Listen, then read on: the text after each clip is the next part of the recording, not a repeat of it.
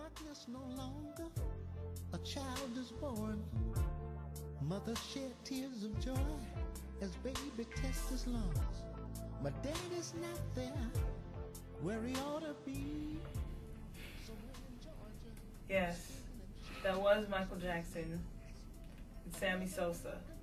Have you ever wondered what would make them feel like they needed to go through all of this surgery and changes just to be a part of something? Well, we all have the same problem. The biggest question is, how do you deal with this big machine called internalized oppression? Because it could affect your psyche, it could affect the way you think, it could affect the very way you even walk and talk.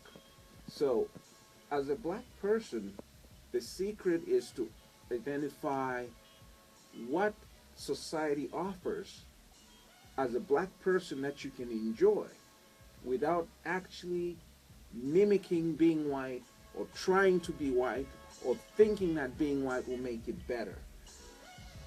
Identifying your own strengths as a black person without demeaning yourself or even others for that matter. Now, that's a very fine line to navigate when you're in a society where everything's telling you you're not that good. So therefore, basically what you're talking about, we must redefine ourselves within the context of being a black person in a predominantly white-dominated society, which Absolutely. specifically is America. How do we find a self-esteem? How do we find self-expression? How do we retain our love for our own ethnicity in ourselves, our skin color, our kinky hair, the way we talk, the way we walk, the way we express ourselves within people? I know. See, white people, you guys might whistle when you work. You dig? But that's how you can tell what kind of work we're actually doing.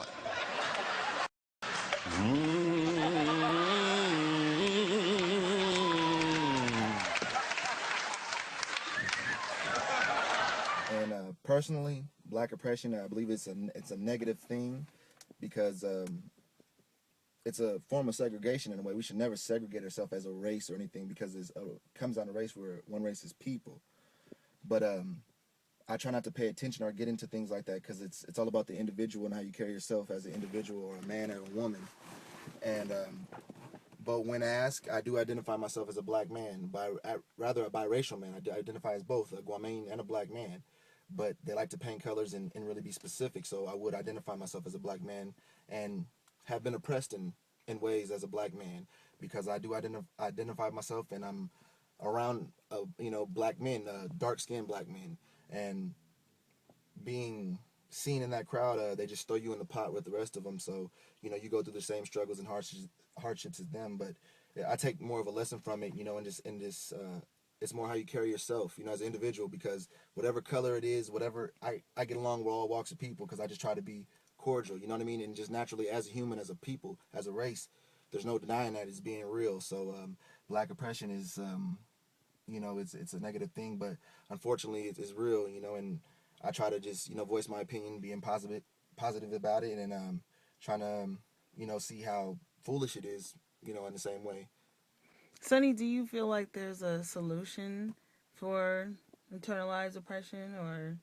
The solution is the people, just like Michael Jackson said, the change, you have to be that change, and that's the only way. And that's why I have to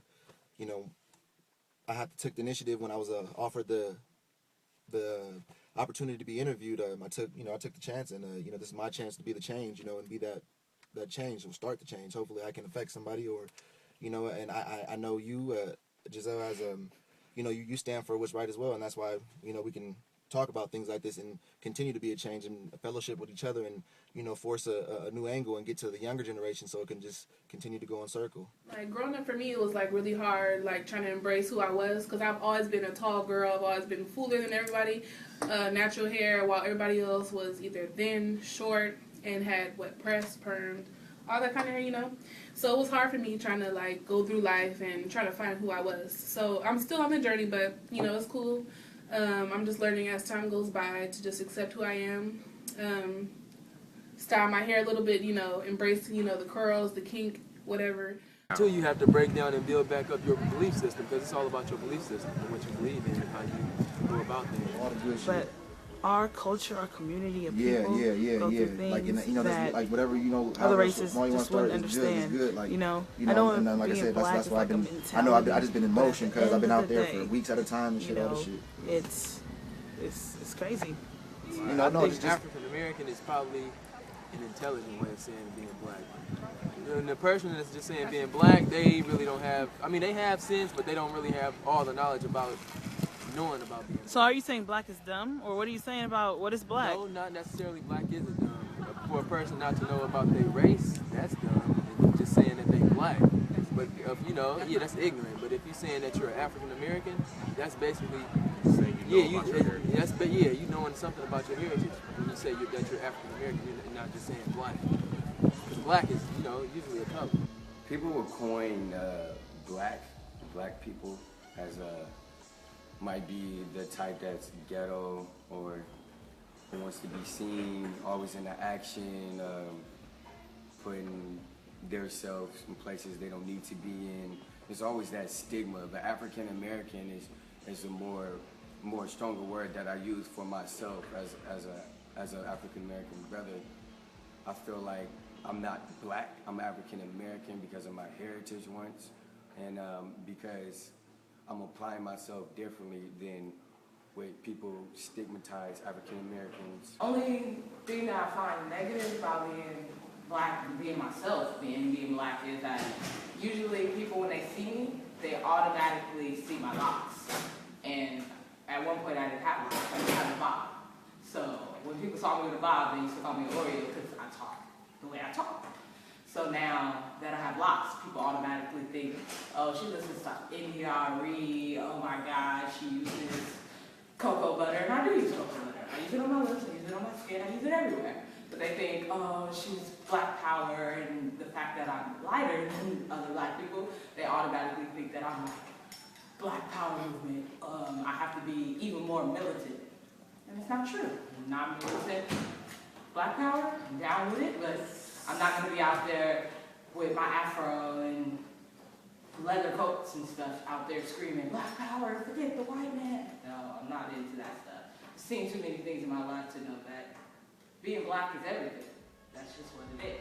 It's not just one person, it's not one color, it's not one race, it's not